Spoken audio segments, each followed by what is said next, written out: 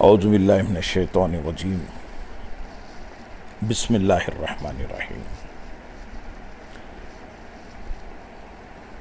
اسلام کے بنیادی عقائد میں آج ہم ایمان بالآخرت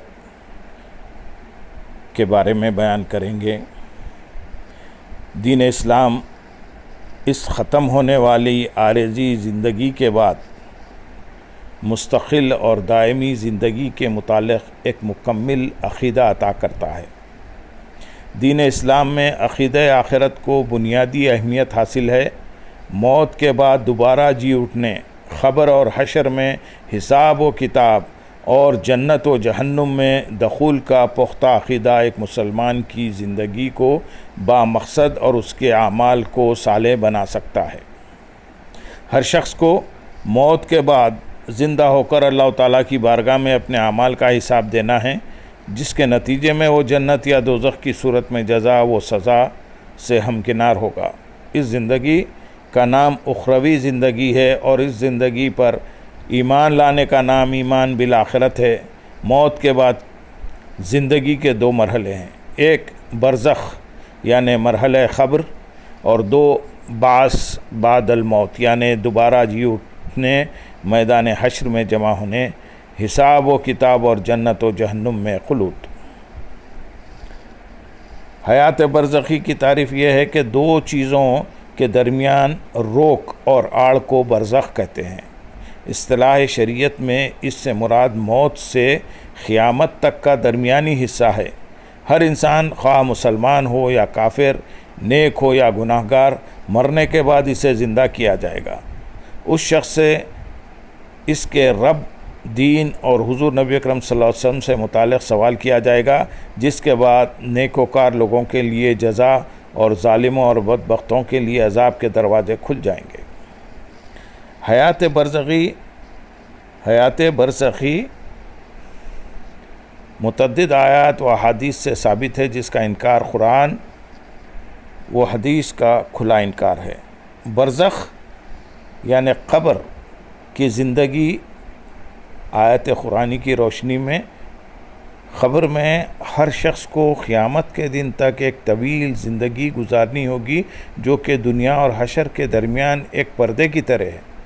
ارشاد ربانی ہے سورۃ المومنون آیت نمبر 100 میں، اور ان کے آگے اس دن تک ایک پردہ حائل ہے جس دن وہ خبروں سے اٹھائے جائیں گے۔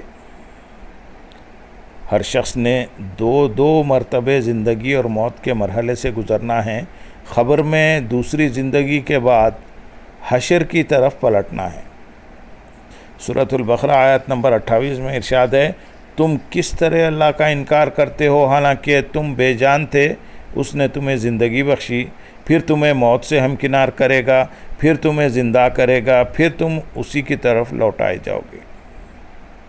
کفار اور منافقین کو 3 مرتبہ عذاب سے گزارا جائے گا، دنیا میں خبر میں اور جہنم میں۔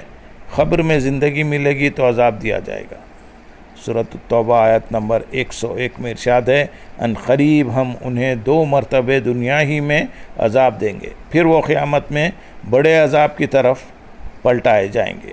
اس آیت کریمہ میں کل 3 عذابوں کا ذکر کیا گیا ہے: عذاب دنیا، ذلت و رسوائی کا عذاب، عذاب قبر اور عذاب عظیم یعنی جہنم کا عذاب۔ حضرت انس بن مالک رضی اللہ تعالیٰ عنہ سے روایت ہے کہ حضور نبی اکرم صلی اللہ علیہ وسلم نے ارشاد فرمایا، بندے کو مرنے کے بعد جب اس کی قبر میں رکھا جاتا ہے اور اس کے ساتھی تدفین کے بعد واپس لوٹتے ہیں تو وہ ان کے جوتوں کی آواز سن رہا ہوتا ہے، تو اس وقت اس کے پاس 2 فرشتے آتے ہیں اور اسے اٹھا کر کہتے ہیں، تو اس شخص یعنی حضور نبی کریم صلی اللہ علیہ وسلم حضرت محمد مصطفیٰ صلی اللہ علیہ وسلم کے متعلق دنیا میں کیا کہا کرتا تھا؟ اگر وہ مومن ہو تو کہتا ہے کہ میں گواہی دیتا ہوں کہ یہ اللہ تعالیٰ کے کامل بندے اور اس کے سچے رسول ہیں۔ اس سے کہا جائے گا، اگر تو انہیں پہچان نہ پاتا تو تیرا جو ٹھکانہ ہوتا جہنم میں، اپنے اس ٹھکانے کی طرف دیکھ کہ اللہ تعالیٰ نے تجھے اس معرفت مقام مصطفیٰ صلی اللہ علیہ وسلم کے بدلے میں جنت میں ٹھکانہ دے دیا ہے، پس وہ دونوں جنت و جہنم کو دیکھے گا۔ حضرت عثمان رضی اللہ تعالیٰ عنہ فرماتے ہیں جب نبی اکرم صلی اللہ علیہ وسلم میت کے دفن کرنے سے فارغ ہوئے تو وہاں کچھ دیر ٹھہرے اور فرمایا اپنے بھائی کے لیے دعائے مغفرت کرو اور اس کے لیے ثابت قدم رہنے کی دعا کرو کہ اس سے اب سوالات ہو رہے ہیں۔ قرآنی آیات و احادیث کا خلاصہ یہ ہے، نمبر 1، موت کے بعد برزخی زندگی یعنی قبر کی زندگی حق ہے، اور نمبر 2، قبر میں نکیرین کے سوالات کے جواب میں کامیابی پر انعام اور وہ اکرام، جبکہ ناکامی پر سزا اور عذاب ہوگا۔ نمبر 3، مرحلہ قبر میں کامیابی کا فیصلہ حضور نبی اکرم صلی اللہ علیہ وسلم کی پہچان پر ہوگا۔ نمبر 4، جنازے کے بعد استغفار کرنا حضور نبی اکرم صلی اللہ علیہ وسلم کی جہاں سنت ہے وہاں آپ کا حکم بھی ہے۔ اللہم صلی علی سیدنا محمد وعلی آل سیدنا محمد وبارک وسلم۔